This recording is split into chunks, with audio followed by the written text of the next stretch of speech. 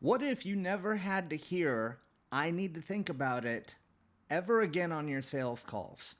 And I'm not saying this to try and sell you guys on my own ideas. I'm saying this because in the last 3 years of selling a $100,000 offer and being the top closer in the organization I was selling that for, I never once had anybody in 3 years say to me, I need to think about it. And I'm going to break down for you guys what that actually means. Just so you guys know, every objection is actually something else. So just remember this. Don't get emotional, don't react. Every objection is almost always something else. It has nothing to do with what the words are that are actually coming out of people's mouths. That's where the phrase buyers are liars came from. They're not liars, they just don't know how to express themselves any better than they are.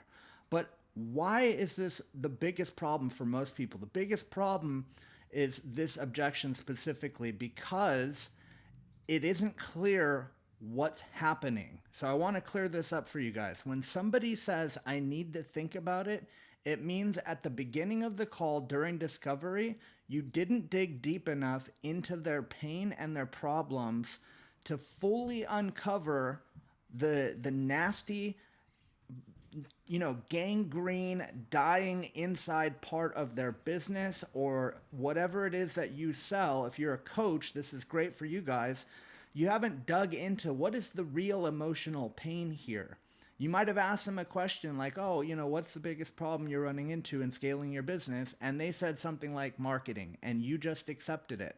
Because you accepted a surface level answer early on in the call and you didn't uncover enough pain, you got the I need to think about it, which is actually just a nice way of politely saying, I don't want to have to make a decision right now because decisions feel painful at this point.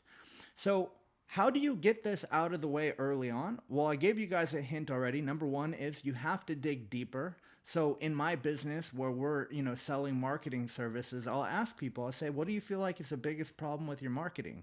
And they might say, oh, our ads aren't that good, or this is not that good, or whatever.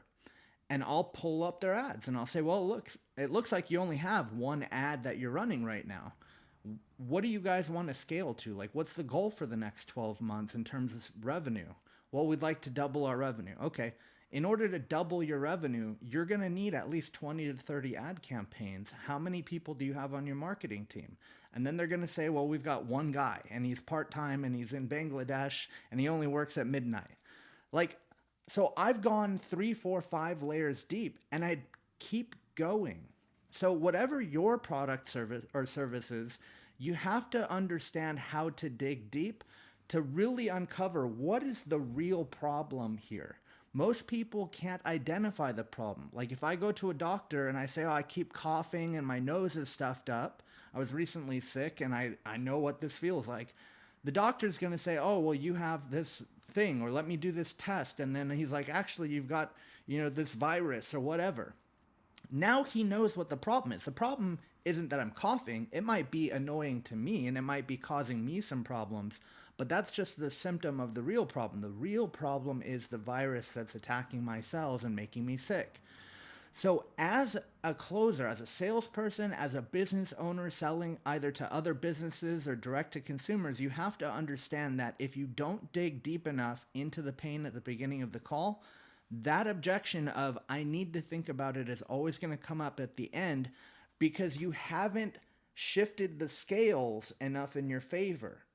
And so there's no urgency because there's no immediate pain. If somebody's got a bullet wound, they don't care what you have to do to fix it. They just don't want to die. And if your prospect doesn't feel like they have a bullet wound in their business, in their, you know, heating and air conditioning, in their plumbing, if they don't feel like they've got a bullet hole there, they're going to put off the decision if the price feels bigger than the problem. This is the key to getting this objection out of the way for the rest of your life.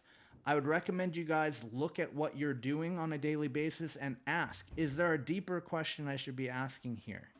Is it really that their marketing's not good, or is it that they don't have enough people on their team? Or is it that they have the wrong people on their team that aren't good at marketing? They're just hiring cheap people because That's what they are used to, is hiring cheap people. Is the real problem that their air conditioning isn't cool? Or is it this? Or is it some kind of big ventilation issue that if they don't solve that, the air is never going to get cool enough, no matter how much Freon or whatever you put in there is? So you have to be able to very clearly and simply just ask direct questions to get deeper and deeper into the pain. And then you have to ask questions about how long they've been doing things. And say, well, how long have you guys been trying to hit this target, this revenue target? Oh, yeah, last year our goal was this and we fell a little bit short. Okay, and the year before that it was this, and we hit that, but just barely, blah, blah, blah. And then you might have to follow up with a hard question that a lot of people are scared to ask. Say, hey, how many years would you like to not hit your goals? And that's a hard question, because what if they don't like that? What if they get mad at you? How dare you ask me a question like that? I did a video on this. You guys should go check this out. I talk about how to ask these hard questions, because the reality is the most effective badass closers in the world have zero problem asking challenging questions like that, because they know the only way to get people to take action is to make the pain so big that the price feels small in comparison. So when you start doing these things at the beginning of your call, you start asking these hard questions and you start getting people to address, hey, look, we've got a real problem here and it's not solving itself, then they're going to be open and receptive to you offering a service or product to solve that problem. But if you don't do that at the front of the call, you're going to keep getting this I need to think about it objection, which is really just a nice way of saying I'm not going to make a decision today. And to be frank with you guys, they're probably never going to decide to move forward anyways. Best case scenario, you bug them so much, finally one day they say yes, because the pain has gotten so big that they're like, I have to do something about this. But the reality is you'd be better off just getting this objection handled forever and never having to deal with it again. And if you guys haven't yet, make sure to subscribe to the channel. Click the little bell icon. Give me a thumbs up, by the way, if this has been helpful for you guys. Leave a comment on some of the best challenging questions you guys have asked, and I will see you on the next video.